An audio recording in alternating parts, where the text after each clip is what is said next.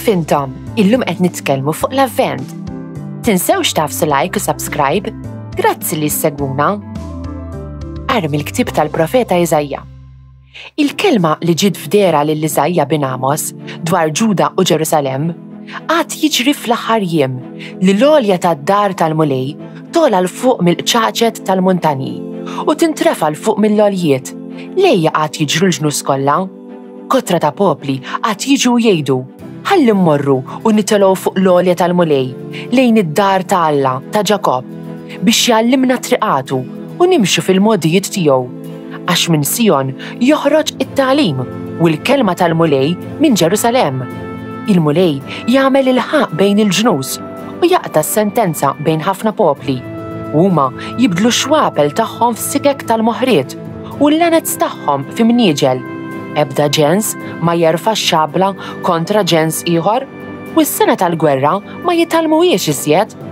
Ejja dar Ġakob, ħalli nimxu fid-dawl tal-mulej. Immorru ferħana f'dar il-mulej. Fraħt meta qaluli sejrin f'dar il-mulej? Diġà qegħdin riġlejna fi bwiebek Ġerusalem. Immorru ferħana f'dar il-mulej. Lejja tribujiet jitilgħu, it-tribujiet tal-mulej. Immorru ferħana f'dar il-mulej.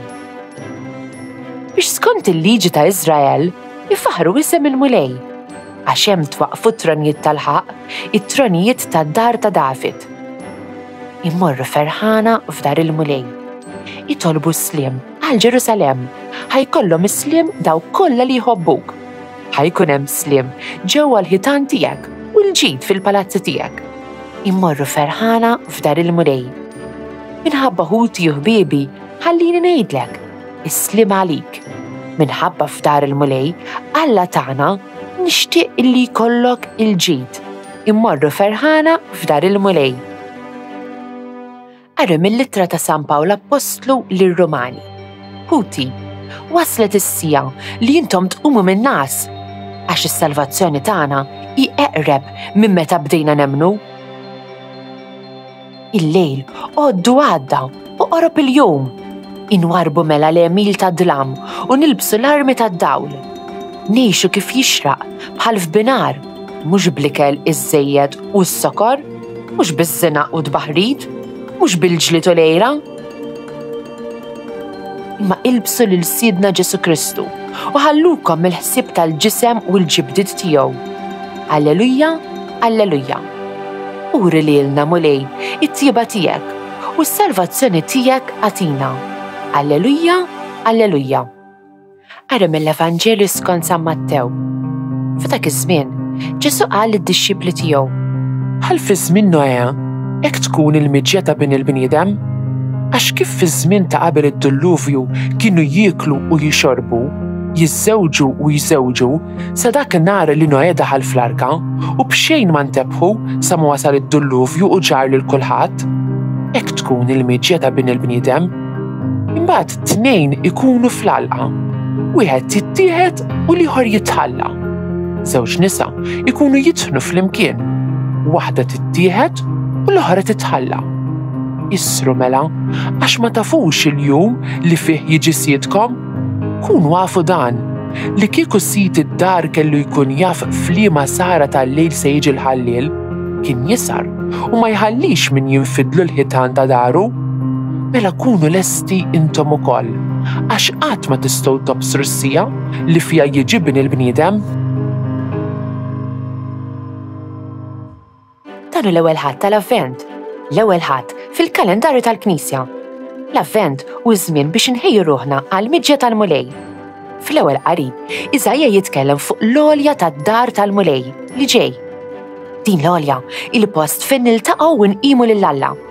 Irridu nistaqsu lilna nfusna jekk din l-għolja hix l-akbar waħda li għandna f'ħajjitna jew hemm affarijiet oħra li qed jieħdu aktar spazju fil-ħsibiet tagħna. Forsi qed nagħtu aktar importanza lill-iskola, l-isport, jew it-televiżjoni, jew il-ħbieb qed jaljenawna billi ngħixu f'imħabba.